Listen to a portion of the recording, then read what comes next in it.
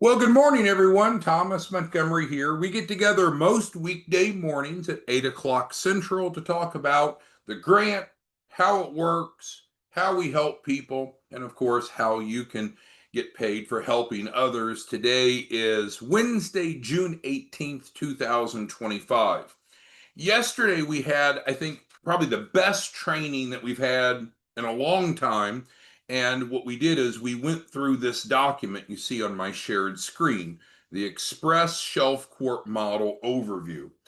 We've had dozens of you follow up with really positive comments about how this is what was needed. A one-page reference sheet provides complete transparency, helps clarify the two phases. So thank you for the feedback, and thanks to those of you that helped us put this together at the leadership retreat over this past weekend.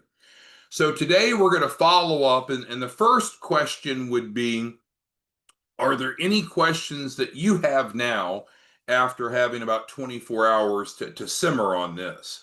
And again, if anyone missed yesterday's training, we actually sent it out to you, but you can also go on our YouTube channel to see any past trainings, including yesterday. So are there any leftover items that we didn't get to yesterday that you have questions regarding? How does phase one work?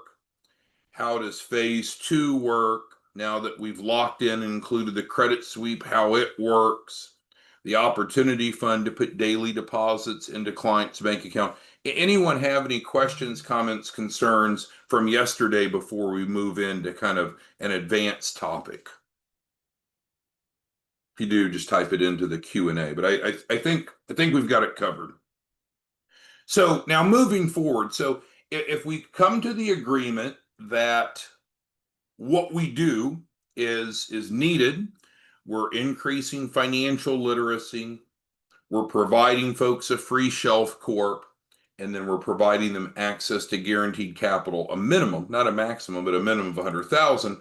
So normally then the question turns to, well, how do we get clients? How do we generate awareness to educate, which is number one, about how the grant works? Well, that's going to be our topic today, is talking about three different strategies that I've seen different ones of you use, and we're just going to compare the three. So what we know is that typically in a business development role, the focus needs to be on explaining the benefits to the client. How do we solve their problem? But what's really interesting, and I think it was Jeff that explained this so eloquently yesterday, and let me pull my notes back up. There's really three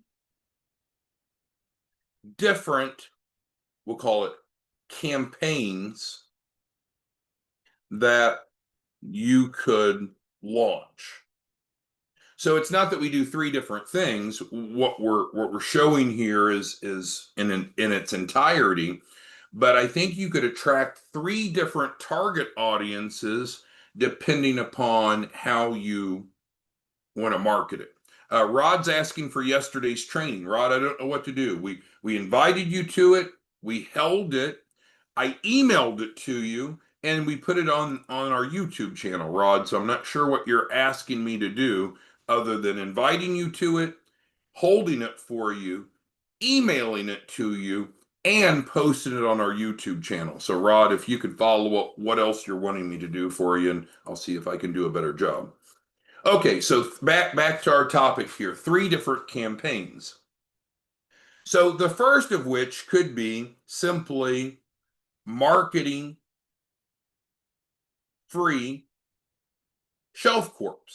So does that reach everyone in the marketplace? No, because some people don't really know what a shelf corp is. A lot of people are not anxiously looking to buy a shelf corp, but there are some. And so when you compare what you and I offer as a shelf corp deliverable against what else is in the marketplace, ours is far superior. Price is better, more benefits, better value proposition. So some of you are going out and actually just marketing as a shelf court proposition. A couple of you have started to actually set up websites almost operating just in a retail establishment, Shelf Corps are us or something like that. So that's one angle, one approach, one marketing campaign that you could launch is just simply leading with, hey, through a grant, get a free shelf corp. Now, is that the only strategy? No. The next would be guaranteed 100K to start or grow a business. Now, that's also true, right? So, number one ties to the deliverable for phase one, but also what do we have? We have phase two. And so we could also have a campaign where it's targeting a different audience, those individuals that's looking for money to start or grow a business. Now, they may also be looking for a shelf court, but we're talking about really three different campaigns. One targeting, hey, come get a free shelf court. Next, hey, get 100,000 to start or grow a business. And then the third could be free credit sweep. And so that could draw a whole different audience. Now, with that, which the credit sweep is free now, we talked about, it's actually free credit sweep. So I think the pitch that some of you are using is better credit and guaranteed 100,000. So at any point, if you're going to be involved in business development, you need to figure out who your target audience is, how you're going to reach them, and then, of course, make sure you have a good proposition. We have an excellent proposition. And again, it's summarized on this page, and we discussed it in great detail yesterday. So now we got to work backwards a little bit and identify who is your target audience. To say that you don't have a target audience suggests you probably won't be successful because there's over 300 million Americans and you're not going to have enough time or money or focus to reach all 300 million. So we need to figure out who's our target audience. Is it people that's currently looking for a shelf court and we can offer them the best value? Is it people that's looking for money to start or grow a business and we got the best program to help them do that? Is it people that's looking for better credit? And not only can we help them improve their credit for free, we can also get them a minimum of 100,000. So it's all still tied back to the same proposition. It's just who do you want to target and what is your opening pitch? Hopefully that makes sense. Okay, Mark has a question about the Opportunity Fund, which we took a pretty deep dive in yesterday. And so the Opportunity Fund is being a grant coordinator or reseller. So, Mark, you may have to restate your question because I don't understand it as it's written. Let's see. Kenny wants us to know that he's here. Well, Kenny, we're glad you're here. Wouldn't quite necessary to announce it, but Kenny, we are glad you're here. Let's see. Rod says he's traveling. Well, that's fine, Rod, and enjoy your travels. But if you have internet connection, the YouTube will work no matter where you're at if you have internet connection. So don't let that be a problem. Mr. Moses is asking about the AR. Okay, great. So as we covered in detail yesterday, and Mark, I think you were on yesterday's training. You were one of our main contributors. Phase one, fundable business, absolutely includes. So my intent today wasn't to go through the same document again. It's available for you. We actually posted it up on 509 Pacific. So it's actually for the world to see on 509pacific.org. And then also it's on the YouTube channel. So I think those of you that weren't here yesterday probably are at a disadvantage. But rather than being redundant for everyone else, if you missed yesterday's training, you can view it on 509 Pacific and or on our YouTube channel. All right, Drake's got a new question, which is good. I want us to move forward, not just keep rehashing what we should have known from yesterday. Okay, so Drake has client, his first client, got bunch coming in from what I understand.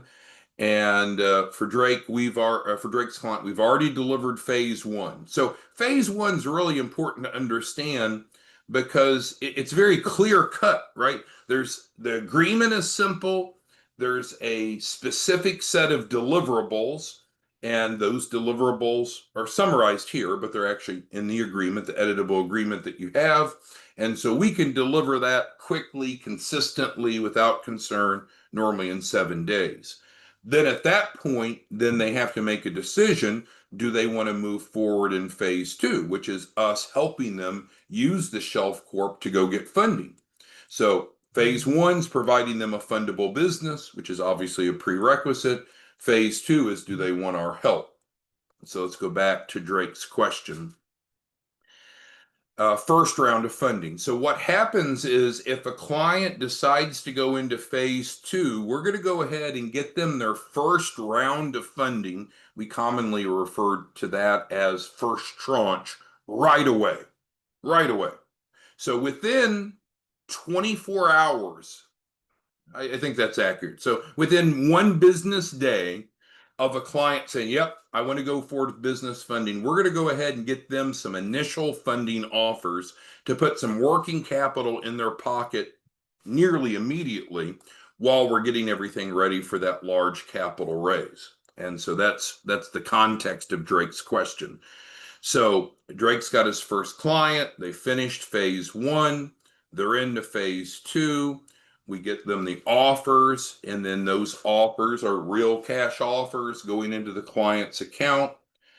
And then he's asking, let's see, can we use that same Shelf Corp for multiple rounds of funding? Absolutely. And in no way is us getting them their first tranche immediately a conflict of where we're going, but we want to get them some immediate cash in the pocket so they see that the model's working, they have some liquidity, and then we build out everything and go for the larger funding. So absolutely, Drake, we can go after multiple rounds, and in most cases there will be at least two rounds. The first round immediately when they go into phase two, so within 24 hours, we should have them offers. Within 7 days of that, they should have the first round of funding in their pocket. And then we're able to build out everything for the larger loan. All right. Anthony's asking about the funding and financing as far as categories. And so that's a great point. So when we're in phase two, normally what clients are wanting are large term loans. If they're wanting it for working capital, normally it's a 10-year, 120-month repayment term. If they're wanting real estate, could be longer, could be 20 years or even more in some cases for real estate. If it's for equipment financing, then it tends to usually match the useful life of the equipment. And again, we'll work with them on that. But in addition to loans, yeah, there's lines of credit, there's even revolving accounts. So yes, there's lots of options for funding and financing, and we'll work with them to put together a funding plan that meets their mitigating circumstances and preferences. So yes, don't see this as narrow. This can be as broad and frankly as innovative as the client wants. Maybe the client wants equity-based capital, not debt-based, whereby the client doesn't want to have to pay back money. They want equity investment. So that's included as well. So yes, this can be as broad as the client wants. We're working with them in a customized way. Alternatively, phase one is very standardized, very predictable, and that this is all that you sell as phase one. And then once you brought a client in to phase one in about 7 days, we should be ready to go into phase two, and then we'll pick it up from there because there's a lot more moving parts for phase two. All right, great question, Anthony. All right, so Kenny's asking, I guess, about liquidation. So let's go back to that. So in phase one, we talked about that we provide collateral. We talked yesterday about what collateral is and why it's important. why it's in the form of AR. So we covered all of that. Um, Kenny, I guess, is asking about the liquidation. So yes, normally, think about it. Separate your personal or your client involvement and just step back, Kenny. So imagine you're at your local MBA school and you're the guest lecturer and you're educating the business students on cash management of their business. If their business has accounts receivable, it means it's money that's owed to their business. Of course, they would want to collect money that's owed. Why would you not want to collect money that's owed to your business? That would be illogical. In the private industry, you'd be fired if you were the CEO of a business and you weren't taking best efforts to collect the money that's owed to your business. But we're licensed, we're bonded, we're insured as a collection agency, so we take care of that for them. It's not a burden to them. Ms. Briggs is asking about the front end and back end comp. That's a very good question. So as we covered yesterday, if you want to be a reseller or grant coordinator, those terms are used interchangeably. If you're wanting to be a distribution partner, then there's no cost. You would go to 509pacific.org and there's a form to fill out, not even a contract, no cost, nothing you have to pay. We'll get you set up right away. So that would allow you to automatically get payment on the front end. And what that means is that as a grant coordinator reseller, you can mark up the processing fee as much or as little as you want. And that gets you money up front, same day. That's great. So whether it be an extra $500 per deal or extra 5,000, whatever you want, you pick the pricing, you pick how much you're getting paid. Ms. Briggs' follow-up question was on the back end in terms of getting paid 5% of the capital raise from the client's capital raise. That does require you to be in the RMP. Why is that? Because if we're making a promise to pay you, we want it to be in writing, so there's no misunderstandings. The RMP includes a number of things. It includes the landing page, like we talked about yesterday, and the drip marketing, and we'll develop your e-contract. We'll manage all that for you. But yes, it also then includes your ability to make 5 points on the back end and even 5 points override on resellers that are working with you or under you. So that is correct. Let's see here. Kenny asked, can a client do multiple businesses at the same time? Yes, we frequently have clients that enroll and purchase more than one shelf corp. And so that is your choice or your client's choice. Normally, and I'll expand off that answer a bit. Let's say you have someone and they're what they call a serial entrepreneur. It means they've got lots of different things. You know, they want to start I'm just going to give random examples. They want to start a trucking company. They want to start a alarm company to install alarms, and they want to start a solar company to install solar panels. Those are three very different, what we would call projects, three different capital raises. So it doesn't work well to roll them all together, to squish them all together, and then build a loan package for what seems to be three very disconnected projects. So I think that's what Kenny's getting to. We should really do a separate capital raise for each project and normally a separate business for each of those projects. So there'd be three enrollments in that case. Now, I'm not trying to upsell the client. It'll make you more money. But if you do glean from them that they're looking for money for many different things, in many cases, it makes sense to stratify, to break those out and have a company for each purpose. That helps us with the capital raise because we can get approvals easier. And then secondly, it's a great liability protection because let's say that their solar business tanks or gets sued or goes under, they wouldn't want to sacrifice their other two businesses. So they can do as many as they want. That's between you and them. But it would be recommended to have a separate shelf corp for each capital raise project, unless they're very related. Now, let's say you own a company and you want to buy 2 apartment complexes. Theoretically, we could do that through one, but I would still do it separately, because what happens if one of those apartment complexes fails or is litigated? You normally want to separate into separate entities by project. That way, it's easier to get approved, and secondly, limits liability.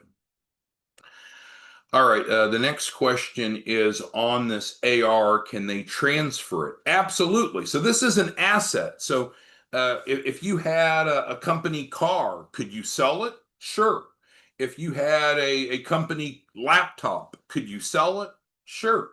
It's your laptop. If your company has accounts receivables, can you sell it? Sure, you can sell it. So it's like any other asset. It's theirs.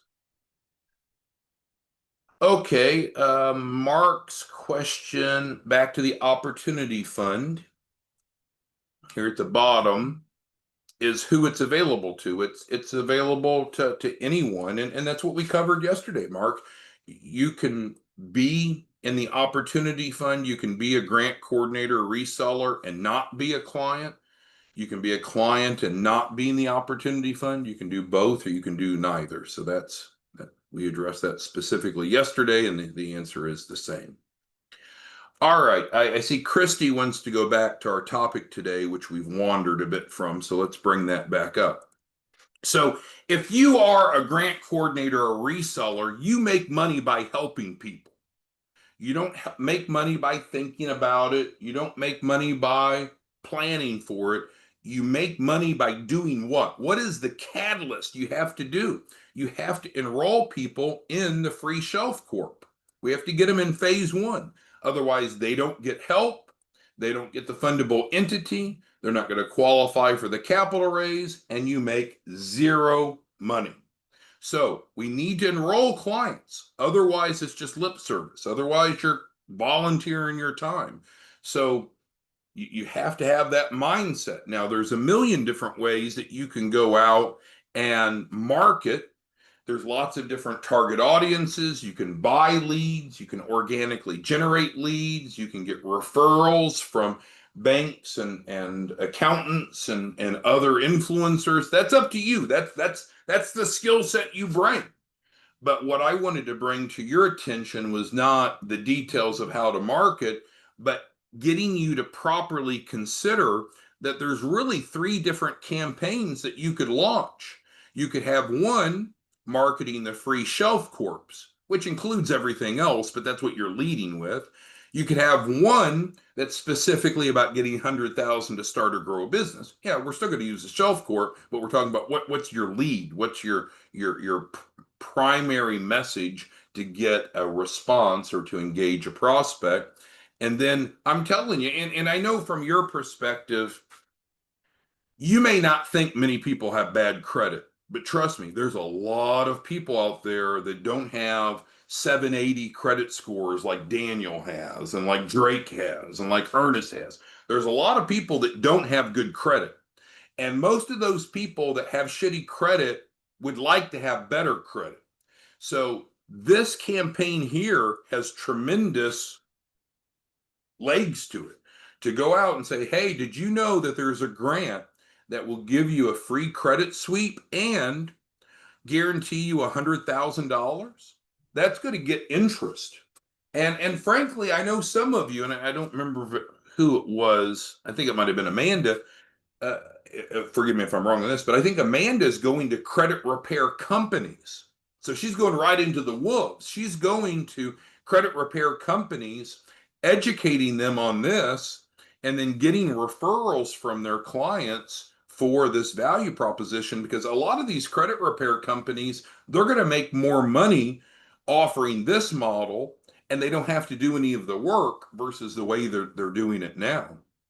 So the primary goal today was to maybe get you aware, open your eyes per se, that there are 3 different campaigns that you could launch. It's still the same program. It just so happens that it's different approaches, identifying different benefits. All right, let's see what other questions you have. Let me scroll down here. There's a bunch. All right, so it looks like Linzo is asking about, let me pull the agenda back up. Linzo's asking a little bit about what I mentioned of getting referrals from, well, let's put it on here. So we identified that there's three primary ways to get, quote, leads. One is to buy leads. And we don't sell them, so I'm not trying to sell you anything, but you can go online and you can go to different companies and buy leads of people that are looking for money, buy leads for people that are looking for credit improvement. I don't know if you can buy leads for people looking for shelf corps, but maybe. But buying leads is an option. I'm not asking you to do it, not recommending you do it, but it's just one of those. The next is you can generate leads. Now, generating leads can mean a lot of things. You can do postings, you can go out and do public speaking, you can do ads on, we've got a number of you that do ads on like Instagram and Facebook, not just postings, but paid ads.